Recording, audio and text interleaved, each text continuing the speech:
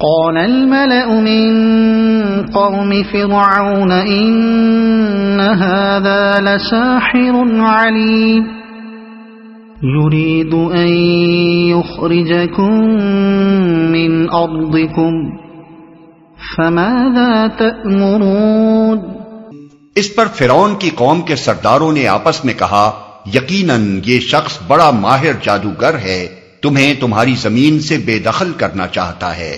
اب کہو کیا کہتے ہو؟ تمہیں تمہاری زمین سے بے دخل کرنا چاہتا ہے۔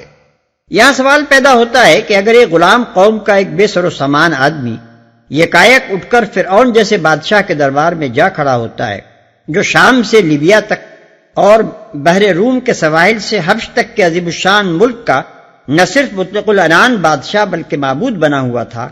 تو محض اس کے اس فعل سے کہ اس نے ایک لاٹھی کو اژدہا بنا دیا، اتنی بڑی سلطنت کو یہ خطرہ کیسے لاحق ہو جاتا ہے کہ یہ اکیلا انسان سلطنت مصر کا تختہ الٹ دے گا اور شاہی خاندان کو حکمران طبقے سمیت ملک کے اقتدار سے بے دخل کر دے گا؟ پھر یہ سیاسی انقلاب کا خطرہ آخر پیدا بھی کیوں ہوا، جبکہ اس شخص نے صرف نبوت کا دعویٰ اور بنی اسرائیل کی رہائی کا مطالبہ ہی پیش کیا تھا اور کسی قسم کی سیاسی گفتگو سرے سے چھیڑی ہی نہ تھی؟ اس سوال کا جواب یہ ہے کہ موسیٰ علیہ السلام کا دعوی نبوت اپنے اندر خود ہی یہ معنی رکھتا تھا کہ وہ دراصل پورے نظام زندگی کو بحیثیت مجموعی تبدیل کرنا چاہتے ہیں، جس میں لامحالہ ملک کا سیاسی نظام بھی شامل ہے۔ کسی شخص کا اپنے آپ کو رب العالمین کے نمائندے کی حیثیت سے پیش کرنا لازمی طور پر اس بات کو متضمن ہے کہ وہ انسانوں سے اپنی کلی اطاعت کا مطالبہ کرتا ہے، کیونکہ رب العالمین کا نمائندہ کبھی مطیع اور ریت بن کر رہنے کے لیے نہیں آتا، بلکہ مطاع اور رائی بننے ہی کے لیے آیا کرتا ہے، اور کسی کافر کے حق حکمرانی کو تسلیم کر لینا اس کی حیثیت رسالت کے قطعاً منافی ہے۔ یہی وجہ ہے کہ حضرت موسیٰ علیہ السلام کی زبان سے رسالت کا دعویٰ سنتے ہی فرعون اور اس کے اعیان سلطنت کے سامنے سیاسی و معاشی اور تمدنی انقلاب کا خطرہ نمودار ہو گیا۔ رہی یہ بات کہ حضرت موسیٰ علیہ السلام کے اس دعوے کو مصر کے دربار شاہی میں اتنی اہمیت ہی کیوں دی گئی، جبکہ ان کے ساتھ ایک بھائی کے سوا کوئی معاون و مددگار اور صرف ایک سانپ بن جانے والی لاٹھی اور ایک چمکنے والے ہاتھ کے سوا کوئی نشان معمولیت نہ تھا؟ تو میرے نزدیک اس کے دو بڑے سبب ہیں۔ ایک یہ کہ حضرت موسیٰ علیہ السلام کی شخصیت سے فرعون اور اس کے درباری خوب واقف تھے، ان کی پاکیزہ اور مضبوط سیرت، ان کی غیر معمولی قابلیت اور قیادت و فرمانروائی کی پیدائشی صلاحیت کا سب کو علم تھا۔ تلمود اور یوسیفوس کی روایات اگر صحیح ہیں تو حضرت موسیٰ علیہ السلام نے ان پیدائشی قابلیتوں کے علاوہ فرعون کے ہاں علوم و فنون اور حکمرانی و سپہ سالاری کی وہ پوری تعلیم و تربیت بھی حاصل کی تھی جو شاہی خاندان کے افراد کو دی جاتی تھی، اور زمانہ شہزادگی میں حج کی مہم پر جا کر وہ اپنے آپ کو ایک بہترین جنرل بھی ثابت کر چکے تھے۔ پھر جو تھوڑی بہت کمزوریاں شاہی محلوں میں پرورش پانے اور فرعونی نظام کے اندر امارت کے مناصب پر سرفراز رہنے کی وجہ سے ان میں پائی جاتی تھیں، وہ بھی 8-10 سال مدین کے علاقے میں صحرائی زندگی گزارنے اور بکریاں چرانے کی بدولت دور ہو چکی تھیں، اور اب فرعونی دربار کے سامنے ایک ایسا سن رسیدہ و سنجیدہ فقیر کشورگیر نبوت کا دعویٰ لیے ہوئے کھڑا تھا جس کی بات کو بہرحال باد ہوائی سمجھ کر اڑایا نہ جا سکتا تھا۔ دوسری وجہ یہ تھی کہ عصا اور ید بیضا کی نشانیاں دیکھ کر فرعون اور اس کے درباری سخت مرعوب ہو چکے تھے، اور ان کو تقریباً یہ یقین ہو گیا تھا کہ یہ شخص فی الواقع کوئی فوق الفطری طاقت اپنی پشت پر رکھتا ہے۔ ان کا حضرت موسیٰ علیہ السلام کو ایک طرف جادوگر بھی کہنا اور پھر دوسری طرف یہ اندیشہ بھی ظاہر کرنا کہ یہ ہم کو اس سرزمین کی فرمانروائی سے بے دخل کرنا چاہتا ہے، ایک صریح تضاد بیان تھا اور اس بوکھلاہٹ کا ثبوت تھا جو ان پر نبوت کے اولین مظاہرے سے طاری ہو گئی تھی۔ اگر حقیقت میں وہ حضرت موسیٰ علیہ السلام کو جادوگر سمجھتے تو ہرگز ان سے کسی سیاسی انقلاب کا اندیشہ نہ کرتے، کیونکہ جادو کے بلبوتے پر کبھی دنیا میں کوئی سیاسی انقلاب نہیں ہوا ہے۔ قالوا ارجه واخاه وارسل في المدائن حاشرين يأتوك بكل ساحر عليم۔ پھر ان سب نے فرعون کو مشورہ دیا کہ اسے اور اس کے بھائی کو انتظار میں رکھیے اور تمام شہروں میں ہڑکارے بھیج دیجئے کہ ہر ماہر فن جادوگر کو آپ کے پاس لے آئیں۔ فرعونی درباریوں کے اس قول سے صاف معلوم ہوتا ہے کہ ان کے ذہن میں خدائی نشان اور جادو کے امتیازی فرق کا تصور بالکل واضح طور پر موجود تھا۔ وہ جانتے تھے کہ خدائی نشان سے حقیقی تغیر واقع ہوتا ہے اور جادو محض نظر اور نفس کو متاثر کر کے اشیاء میں ایک خاص طرح کا تغیر محسوس کراتا ہے۔ اسی بنا پر انہوں نے حضرت موسیٰ علیہ السلام کے دعوی رسالت کو رد کرنے کے لیے کہا کہ یہ شخص جادوگر ہے،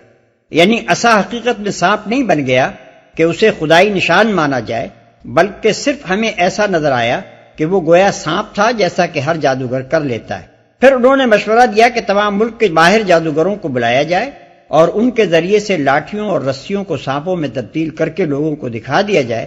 تاکہ عامت الناس کے دلوں میں اس پیغمبرانہ معجزے سے جو ہیبت بیٹھ گئی ہے وہ اگر بالکلیہ دور نہ ہو تو کم از کم شک ہی میں تبدیل ہو جائے۔ وجاء السحرة فرعون قالوا إن لنا لأجرا إن كنا نحن الغالبين قال نعم وإنكم لمن المقربين قالوا يا موسى إما أن تلقي وإما أن نكون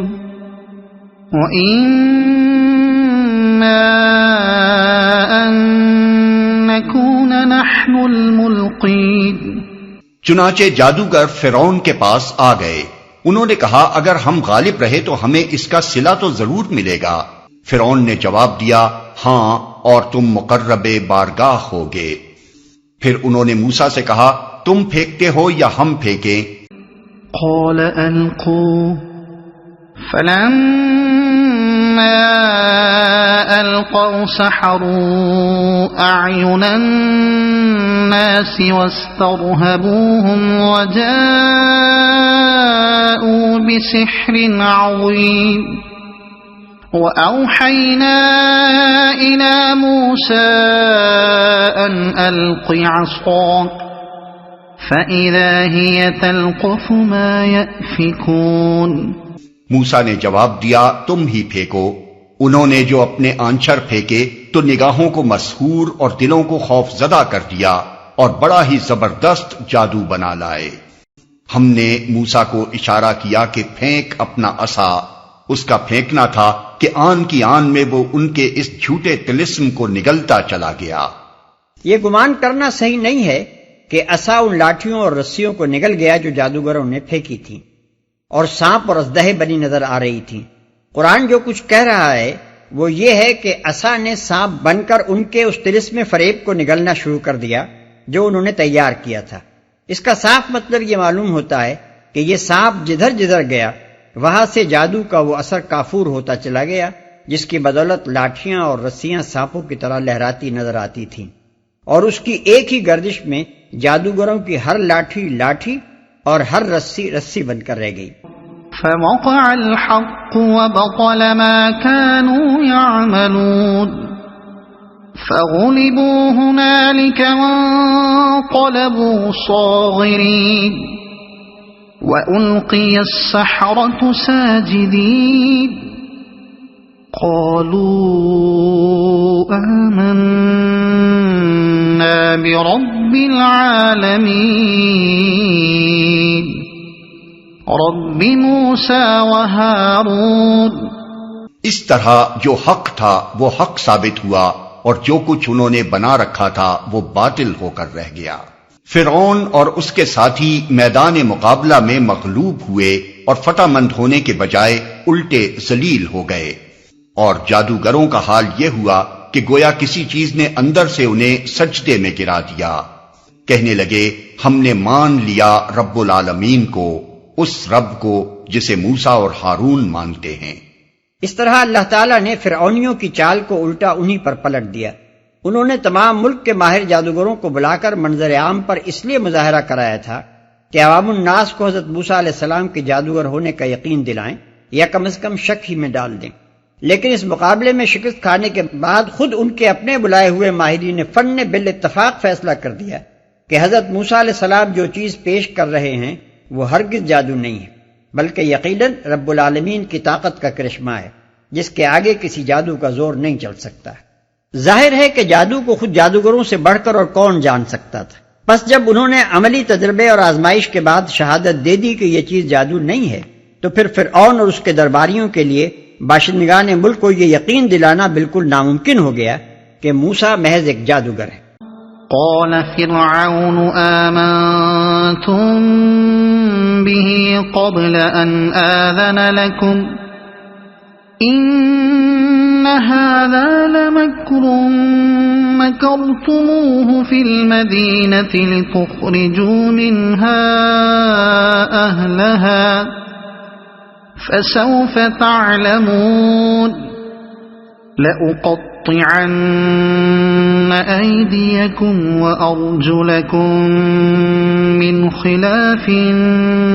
ثم لأصلبنكم أجمعين۔ فرعون نے کہا تم اس پر ایمان لے آئے قبل اس کے کہ میں تمہیں اجازت دوں؟ یقیناً یہ کوئی خفیہ سازش تھی جو تم لوگوں نے اس دارالسلطنت میں کی تاکہ اس کے مالکوں کو اقتدار سے بے دخل کر دو۔ اچھا تو اس کا نتیجہ اب تمہیں معلوم ہوا جاتا ہے، میں تمہارے ہاتھ پاؤں مخالف سمتوں سے کٹوا دوں گا اور اس کے بعد تم سب کو سولی پر چڑھاؤں گا۔ قالوا إنا إلى ربنا منقلبون وما تنقم منا إلا أن آمنا بآيات ربنا لما جاءتنا ربنا أفرغ علينا صبرا وتوفنا مسلمين۔ انہوں نے جواب دیا بہرحال ہمیں پلٹنا اپنے رب ہی کی طرف ہے، تو جس بات پر ہم سے انتقام لینا چاہتا ہے وہ اس کے سوا کچھ نہیں کہ ہمارے رب کی نشانیاں جب ہمارے سامنے آ گئیں تو ہم نے انہیں مان لیا۔ اے رب ہم پر صبر کا فیضان کر اور ہمیں دنیا سے اٹھا تو اس حال میں کہ ہم تیرے فرما بردار ہوں۔ فرعون نے پانسا پلٹتے دیکھ کر آخری چال یہ چلی تھی کہ اس سارے معاملے کو موسیٰ علیہ السلام اور جادوگروں کی سازش قرار دے دے اور پھر جادوگروں کو جسمانی عذاب اور قتل کی دھمکی دے کر ان سے اپنے اس الزام کا اقبال کرا لے، لیکن یہ چال بھی الٹی پڑی۔ جادوگروں نے اپنے آپ کو ہر سزا کے لیے پیش کر کے ثابت کر دیا کہ ان کا موسیٰ علیہ السلام کی صداقت پر ایمان لانا کسی سازش کا نہیں بلکہ سچے اعتراف حق کا نتیجہ تھا۔